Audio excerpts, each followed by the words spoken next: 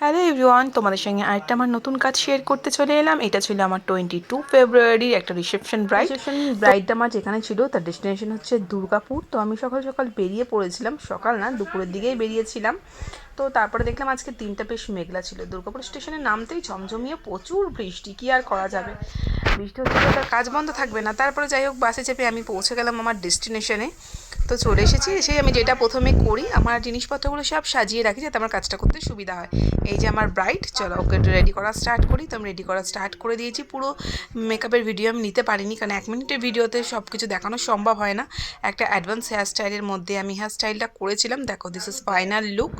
তো কেমন লাগছে আমার ব্রাইডকে জানাবে। ওর লেহেঙ্গার মধ্যে এরকম একটা হেয়ার স্টাইল চেয়েছিল, খোলা হেয়ার স্টাইল। তো ওর হেয়ারটা একটু ছোটোই ছিল লেন্থে, তার জন্য কার্ল করা হেয়ারটা আরও ছোটো হয়ে গেছে। আর একপাশে আমি ফ্লাওয়ার্স বান করে দিয়েছি। দেখো, ফটো শেয়ার করছি। কেমন লাগছে ভিডিওটা ভালো লাগলে লাইক করো। টাটা।